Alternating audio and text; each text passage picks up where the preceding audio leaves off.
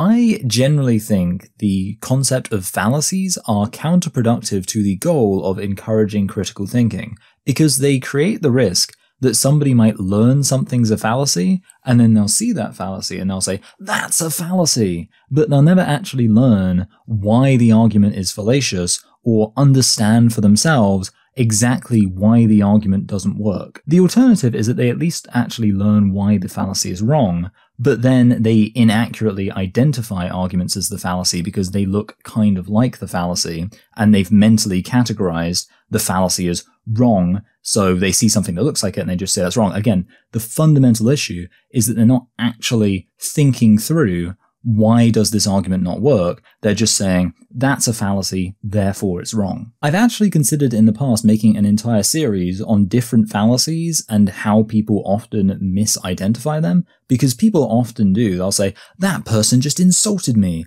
that's an ad hominem, or that person misunderstood my argument, that's a straw man, or that person assumed a hypothetical in their argument, that's begging the question. Or that person insisted that words actually have a definition and the definition for words matter. That's the no true Scotsman fallacy. There are many examples of this, and I think basically for every single fallacy, there's an example of where there's an argument that's actually sound, but people would mistake it for a fallacy if, again, they're not thinking through why does this fallacy actually make something a bad argument. I don't know if I'll ever actually make that series, but I do want to talk about the slippery slope fallacy because I've been seeing that come up in a context that is very relevant to this channel, so I wanted to address it. Specifically, I'm going to address two key arguments, the first of which is this. I'll represent it with this meme here, assuming I can find it during the editing phase. Otherwise, I'll just put an unimaginably cute kitten video there. So basically, the argument goes like this. In the run-up to 2013, when Britain legalized gay marriage, there were some people saying, well, if we do this, what's next? Are people going to start marrying their dogs? Are people going to start trying to normalize paedophilia? Are we going to have schools indoctrinating children into the LGBT cult? And other people said, hey, that's a slippery slope fallacy. Just because we legalize gay marriage doesn't mean we're going to do any of those other things. Stop being silly. And then we legalize gay marriage.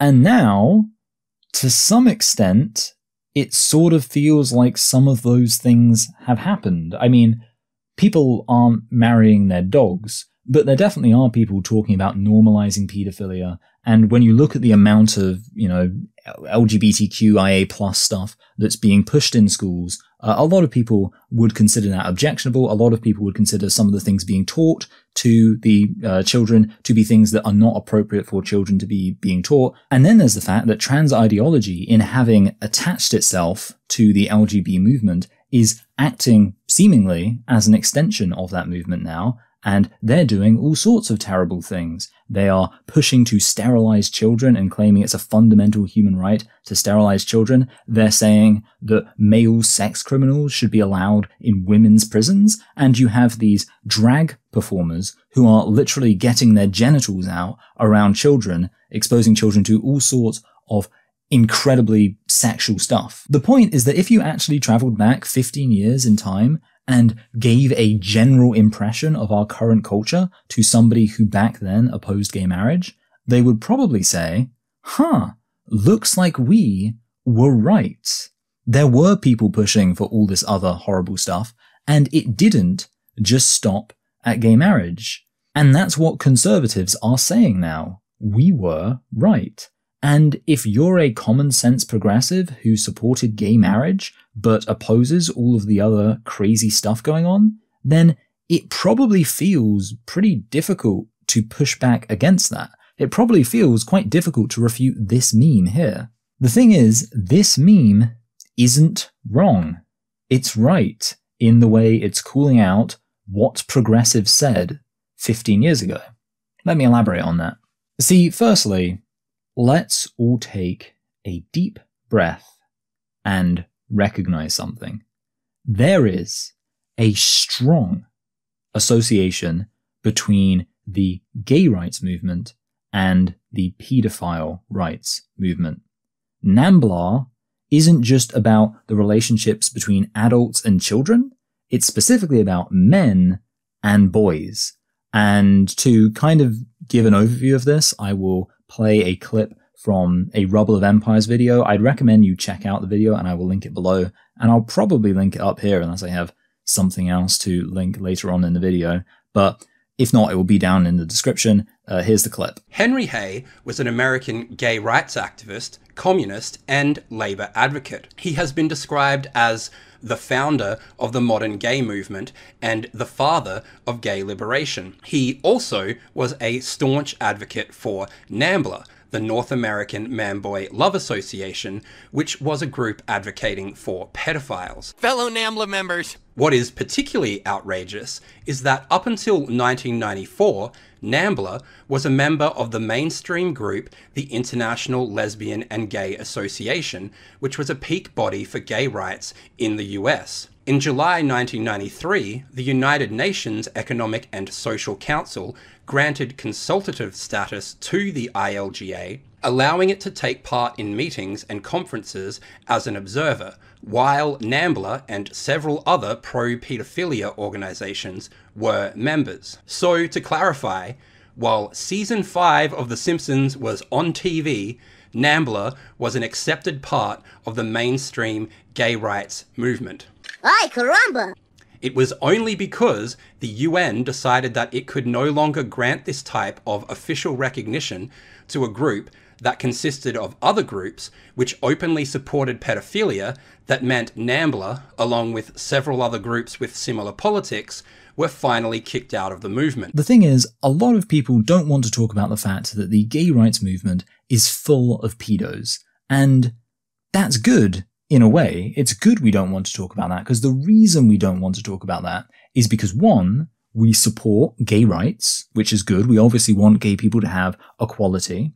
But two, we also recognize, hopefully, that being a pedophile is wrong. And we don't want to admit that there is a good movement that is not filled, but, has a very concerning number of evil people within it. However, there's also a sense in which this is not good. Firstly, it's not good to lie, both in principle and also because I think honesty is the best policy, and the best way to achieve a good outcome for everyone is to start by recognizing fully the situation we're in. Secondly, it's quite definitely endangering children to not talk about all the unsavory people within the movement.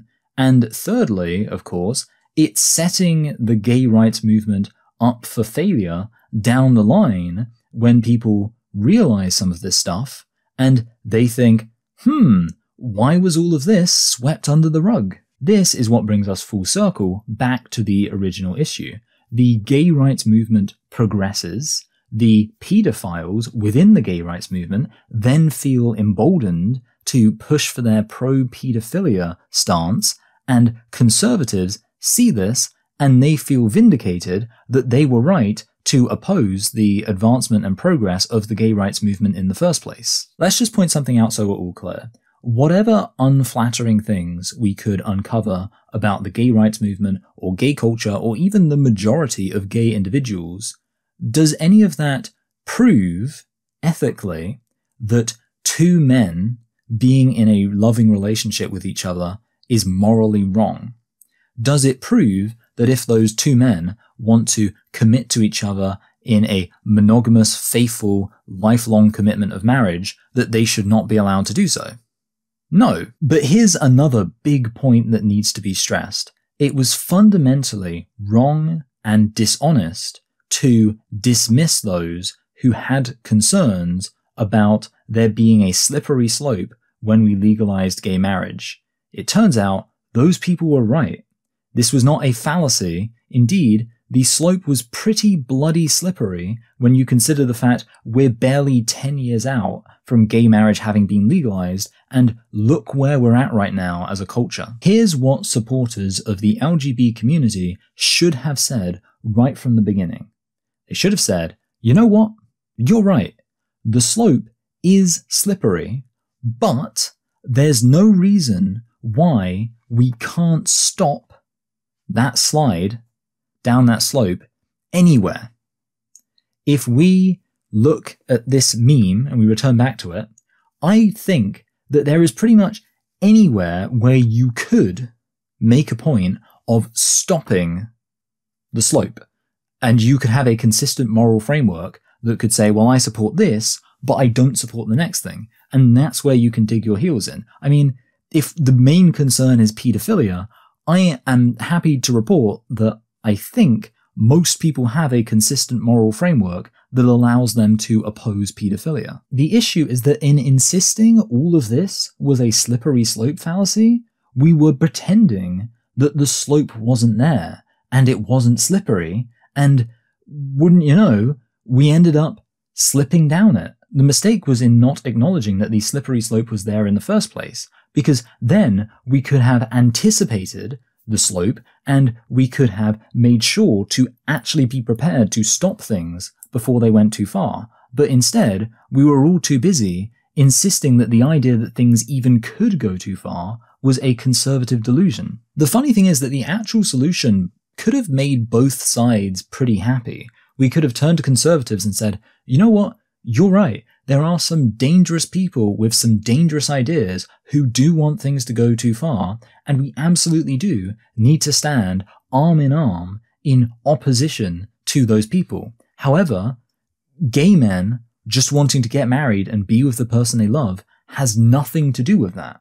So, you be with us on this thing that is worth actually achieving that doesn't harm anyone, and we absolutely will stand with you when it comes to opposing the actual bad stuff that would harm people. And then, of course, we could turn to the LGBTs and say, you know, you're right as well. Of course, you should have equal rights, and the equal rights you want that won't harm anyone, that won't be pushing anything bad on anyone. Absolutely, we want you to have that, and, you know, we want to stand with you on that. But I'm sure that a lot of you, just as much as us, don't want anything bad to happen, or the kind of bad people who have latched onto your movement to actually have the power to corrupt your movement and use it for evil. So I'm sure that you want to stand with us in opposing things going too far as well. I realize, of course, this doesn't solve all the problems. I'm not presenting some kind of fantasy here where everyone just gets along. I imagine, for example, there will be some lesbians and gays who would want children to be assured that there's nothing wrong with being lesbian or gay or bisexual from a young age. And there are probably conservatives who would think that's too far, that's grooming, blah, blah, blah. And that's genuinely a, debate that needs to be hashed out. But there's some stuff which you would think most people should be okay with. Most people should be okay with opposing paedophilia. Most people should be okay with the idea that if, two gay men or two lesbian women want to be in a relationship with each other, that doesn't harm anyone else. It's nobody else's business. The point is that the slippery slope argument is a bad argument against marriage equality, because marriage equality is just a further extension on, for example, homosexuality being legal in the first place. So we're already some of the way down that slope. Conservatives saying, no, if we go down that slope, we won't be able to stop it, are being disingenuous, because that's exactly what they're seeking to do. They're not trying to, some of the crazy ones are, but most of them aren't trying to roll the clock right the way back to year zero. No. We're already some of the way through social progress. There's no reason to think we can't do a little bit more social progress, but still stop before things get, I would not classify it as social progress, but, the kind of malformed idea of social progress where we evolve beyond, caring about age and stuff like that.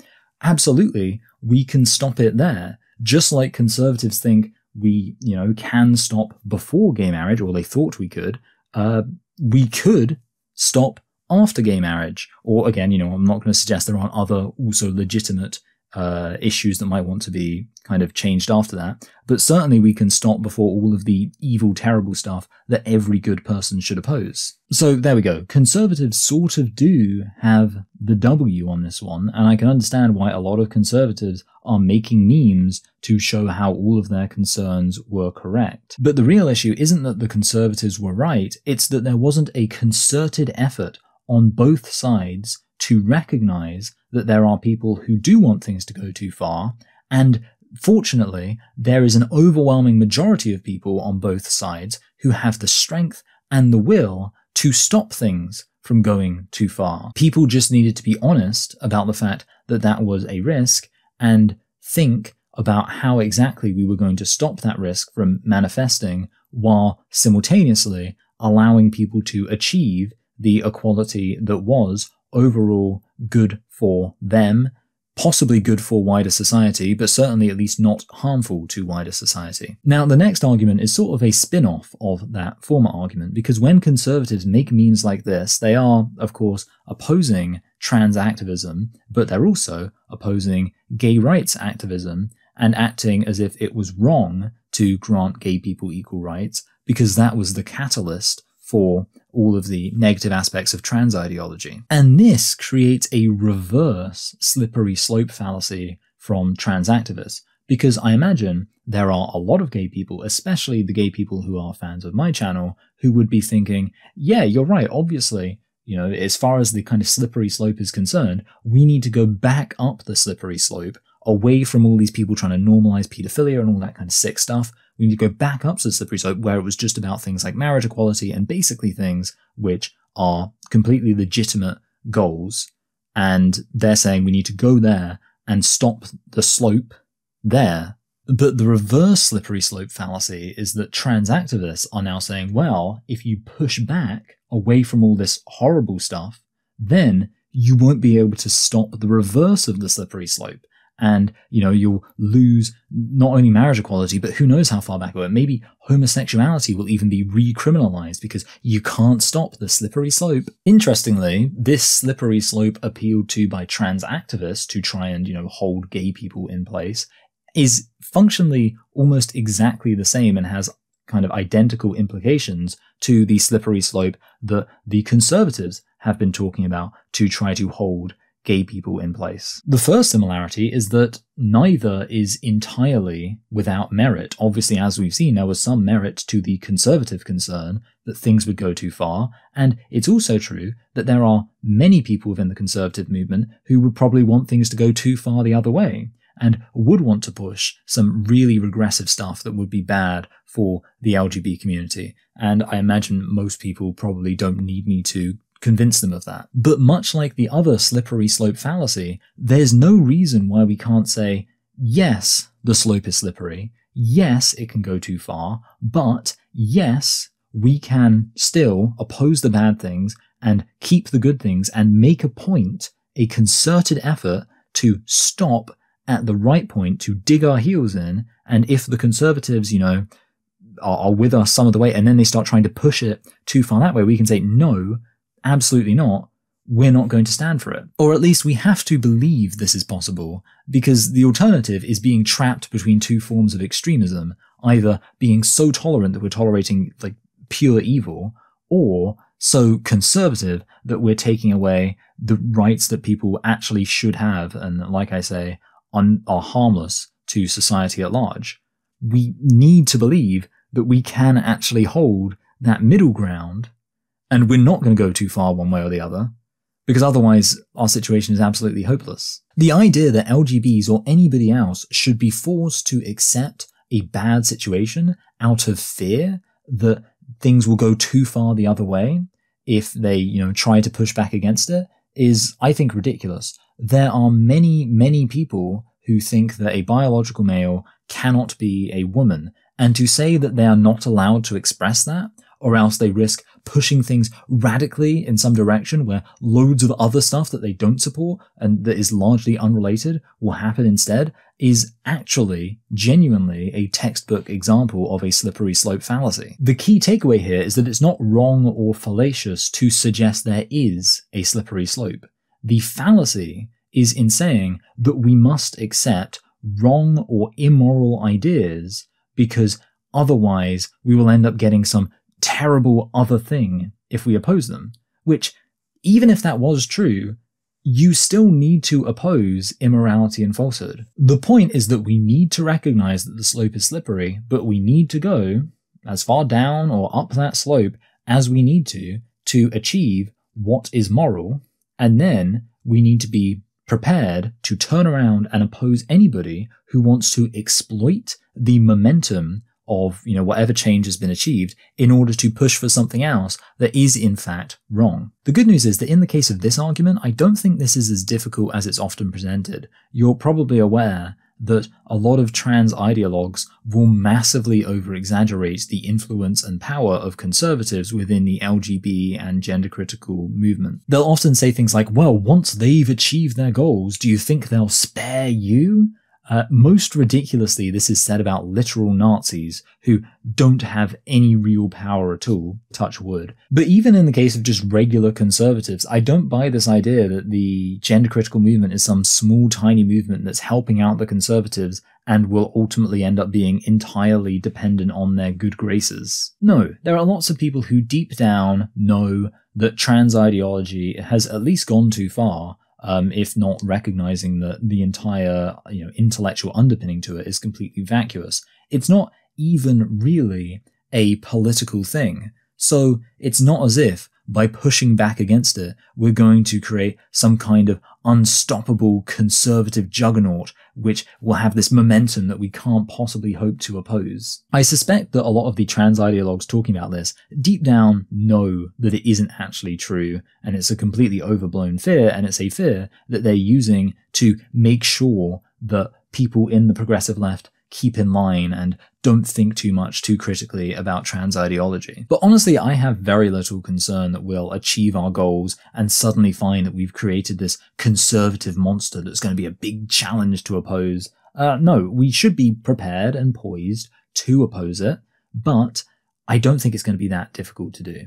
Of course, if there's one reason why we should be a bit scared, it's because the TQ+ has been so forcibly tethered to the LGB movement in the popular consciousness that will make it easier for conservatives to argue that trans ideology and gay rights are the same thing, and that will make it easier to steer an opposition to trans ideology into an opposition to gay rights. But of course, the LGB movement specifically exists to detach the cause of same-sex attracted individuals from trans ideology, so that when the inevitable backlash against trans ideology happens, same-sex attracted people will not face any of that backlash because they don't deserve any. The force teaming from the trans activists to the LGB movement is this incredibly perverse form of manipulation where basically they force the LGBs to hitch their wagon onto trans ideology, and then as trans ideology becomes more crazy,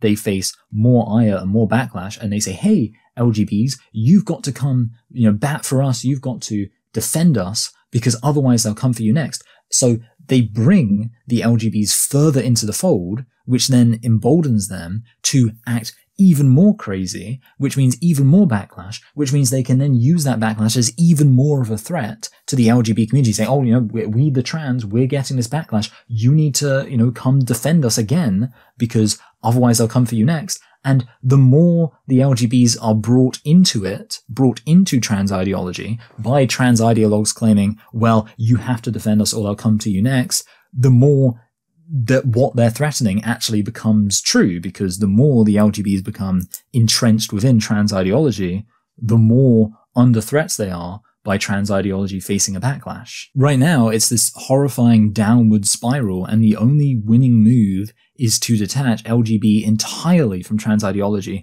as quickly and thoroughly as possible, and as publicly as possible, so it's clear that same-sex attracted people don't want anything to do with this trans ideology. And that's a whole other issue with this idea of a slippery slope. It's often working on the assumption that certain ideas are all on the same slope, but a lot of the time these slopes are definitely socially constructed, and in reality there's no sense in which the rights for same-sex attracted people should be considered on the same slope as an ideology that wants to deny the reality of biological sex. They're two completely different things, and they're forced onto that slope together. So as far as being concerned about a slippery slope is concerned, LGBs are doing absolutely the right thing by just insisting, well, slippery or not, we're not even on the same slope as these people. And, obviously I will try to, as much as I can, make a point of stressing, yeah, they're not on the same slope. In reality, we shouldn't have to even talk about how things could lead to, all these other issues, because in reality, for most LGBT people, it's just about rights for lesbians, gays, and bisexuals, the same as for straight people. And that's a legitimate goal. And as far as that slope is concerned, there's not really too far we could go down it. It's not as if there's such thing as too much equal rights, but the point is that people graft it onto other slopes that aren't about equal rights, and that's where the concern emerges. So it's not just about acknowledging that there is a slippery slope and thinking about how far we want to go down it and how exactly we're going to stop things going too far. It's also a matter of thinking carefully about what slope we're even on and what slope it makes sense to understand us as being on. So that's everything I want to say about the whole idea of the slippery slope. I think it is quite a useful kind of visualization for understanding a lot of what's going on, and especially understanding the situation of those who are told that their fates are tied to the success of trans ideology or lack thereof. One thing I should also point out that's obvious is that this isn't just about social issues. There's basically slippery slopes for all kinds of political issues, and even, non-political issues. If you have a square of chocolate from a chocolate bar, you are, in theory, taking one small step down the slippery slope that ends with you eating an entire chocolate cake yourself in one sitting.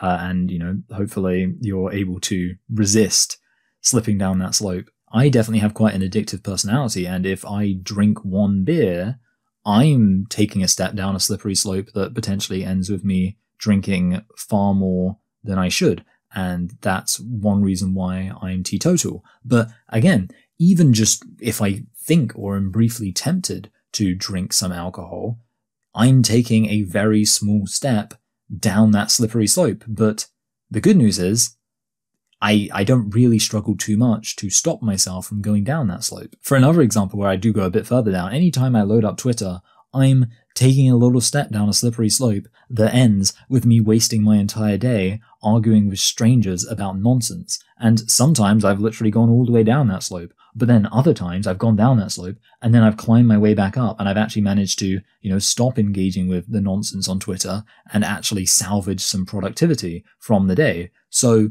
just in terms of that personal example, the slope might always be slippy and you could always slip down it, and you got to be careful, but it's never inescapably so. And just to return back to socio-political matters, broadly and even specifically related to the gender-critical debate, there's a chance that on the slippery slope of whatever issue, exactly where I think we should stop may be slightly different from where you think we should stop, and that's fine. What really matters to me is that we're all clear about our own values and we're honest about them, and we think about the potential implications of the policies we support, where we are and where we want to go, and how we plan to get there. And in that climate of honesty and careful consideration about where we want to be, I believe that we can aspire to maximize human happiness and flourishing. We just need to make sure we watch our step. Anyway, that's the end of the video. Like, share, subscribe, all of that. Patreon subscribe star, it's really appreciated if you do give. And I think yesterday I will have uploaded basically my official kind of Patreon subscribe star pitch video where I kind of explain that, because I've never done that before. It gives you the option to do it, but I've not done it. So I made that, and you're welcome to check that out and see if it appeals to you. And the other thing that might appeal to you is that I've officially uploaded my first ever Patreon exclusive video, which is a reaction. I'm a little bit rusty, so it's basically the kind of live reaction, the classic Casey style. I think I was a little bit rusty with it, but if you want to check that out, then you're absolutely welcome to head over to Subscribestar or Patreon and give even just a small amount, and that will give you access to all of that stuff and give you the ability to vote on what reaction I would be doing next. So if you're able to do that, that would be very much appreciated. Thank you.